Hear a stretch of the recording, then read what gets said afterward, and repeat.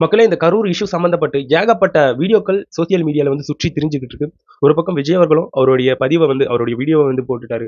So அதற்கு வந்து ஆதரவாக சிலர்கள், அதற்கு வந்து எதிர்மறையாக சிலர்கள் அப்படின்ட்டு ஸோ 2 கேங்கா இருந்துகிட்டு இருக்காங்க. இதுல வந்து ஆதரவாக இருக்கக்கூடிய நபர்கள் வந்து வீடியோக்கள் சிலதை போட்டு, "தம்பி நீ அழுகாத, நீ மனசு கஷ்டப்படாத, உன் கூட வந்து நாங்க இருக்கோம்" அப்படின்ட்டு சில தாய்மார்கள் பேசி வீடியோ போட்டிருக்கக்கூடிய அந்த விஷயங்கள்லாம் கவனிக்க முடிஞ்சது. இன்னொரு பக்கம் லிட்டரலா விஜய் அவர்களை வந்து சாடக்கூடிய நபர்கள் வந்து சாடிக்கிட்டே தான் இருக்காங்க. இன்னொரு பக்கம் வந்து என்ன நடந்துகிட்டு இருக்குன்னா, இது வந்து இன்னமும் அண்டர் ப்ராசஸ் போயிட்டு இருக்கு. அதாவது அங்க கரூர்ல நடந்த அந்த இஷ்யூக்கு வந்து ஒரு குழு அமைச்சிருக்காங்க. அவங்க வந்து அந்த இடத்துல வந்து போயிட்டு விசாரணை பண்ற அந்த ப்ராசஸ வந்து மேற்கொண்டு இருக்காங்க. இன்னொரு பக்கம் சென்ட்ரல் கவர்ன்மெண்ட் சைட்ல இருந்து இந்த அமைச்சர்கள் சேர்ந்த குழு விசாரணை மேற்கொண்டுட்டு இருக்காங்க. இவ்ளோ போயிட்டு இருக்கு. இன்னொரு பக்கம் வந்து சோசியல் மீடியால சில நண்பர்கள் வந்து சண்டை போட்டுருக்கிறது வந்து இந்த இடத்துல வந்து சரி கிடையவே கிடையாது. அது வந்து எந்த கட்சியா வேணா இருக்கட்டுமே. 2 பேரையும் மாறி மாறி திட்டிட்டு இருக்காங்க. இந்த கட்சி ஆளுங்கள வந்து அவங்க திட்ட, அவங்க வந்து இவங்கள திட்டன்ட்டு ஒரு பெரிய ஒரு பிரச்சனையா இப்ப சோசியல் மீடியால வந்து போயிட்டு இருக்கு.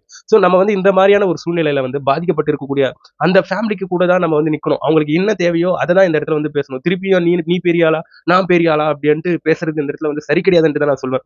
விக்டிம் பக்கத்துல நிக்கிறது தான் ஒரு சரியான முறையான விஷயம். அதை சார்ந்து ஏதாச்சும் பேசுறதுனா பேசுங்க. அதை விட்டுட்டு 2 கட்சிக்கும் ஒரு பிரச்சனைன்ட்டு எங்க அந்த பிரச்சனை பெருசு பெருசா ஆகுது. இந்த இடத்துல வந்து முறை கிடையாது. அது சரி கிடையாதுன்ட்டு தான் நான் சொல்வேன். நீங்க என்ன நினைக்கிறீங்கன்றத என்னோட கமெண்ட் செக்ஷன்ல பதிவிட்டுட்டு போயிடுங்க.